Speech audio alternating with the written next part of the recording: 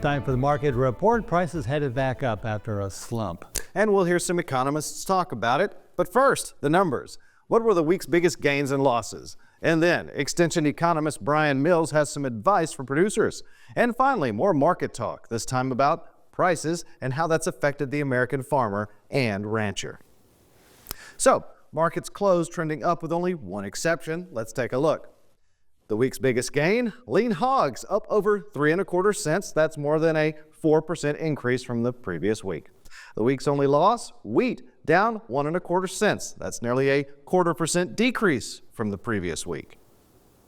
So harvest finishing up, and it's that time of year to budget for the next. MSU Extension economist Dr. Brian Mills has some advice for the producer looking for bank loans. But first, an update on crop progress.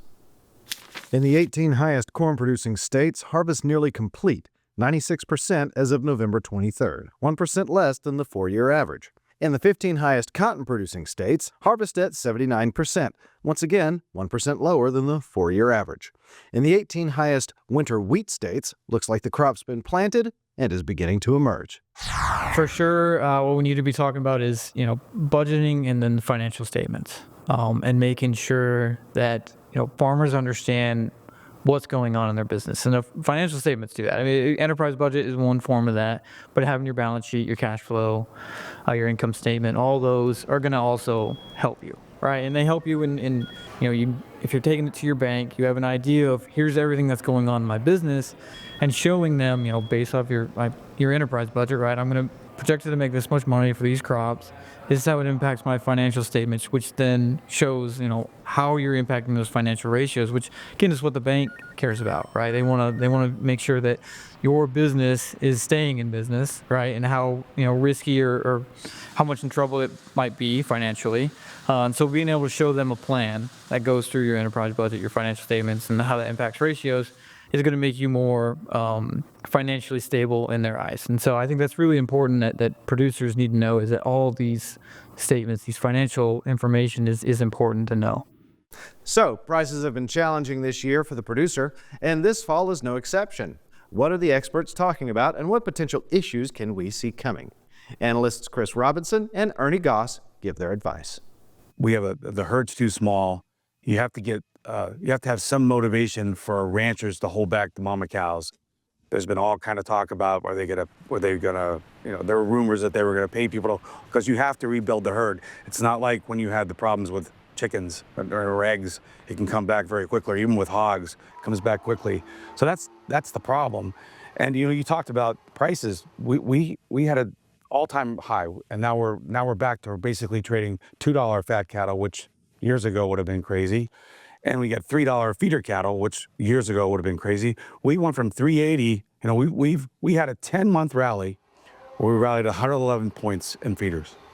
And then in 5 weeks, we lost 75% of that. So, and it all started when the talk was, well, we're gonna bring up cheaper beef from Argentina. And that's all it took, was that. So that emotion drove it more than anything.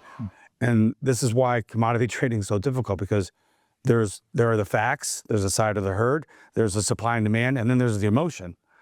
And when the exit doors get small, when everybody wants to get out. So we've done a lot of damage. We've basically given back 75 to 80% of the rally that we had in the last year. So we've hit that reset button. The question is this going to be like 2008 to 14, we had record high prices, and then it took 2 years for prices to come back down. So was this the first shot across the bow? We'll have to wait and see, but I think that we're gonna have to watch and see if there are more plant closings. And but definitely the market feels oversold now, but doesn't mean it can't go lower. They're going up. That's the real story, as you had it. And we economists and the Fed is caught between that hot and cold as well. And what they need to do, in my judgment, is reduce interest rates by 1/4% on December the 30th. That will bring the prime interest rate down to 6 3/4. Okay, right now, farm equipment sales in these communities out there, the rural communities, not well at all. And that spills over into the broader economy, particularly in Iowa. And that 1/4% it's not going to turn sales around, but it's not going to hurt. It will be helpful, and that's what we need to see. Well, the rural economy is just not strong. We're talking about Again, look at corn prices, look at wheat prices, look at soybean prices. Now, a lot will depend on what happens unfortunately, at the DC level.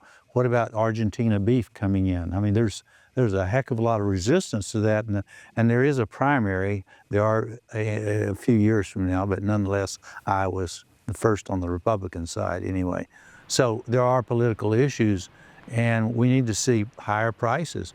But at the same time, you're talking about, say, 20% of overall farmers, according to the bank CEOs, are below break even. They're in negative territory. Now that includes the beef persons, individual farmers, ranchers, and the grain.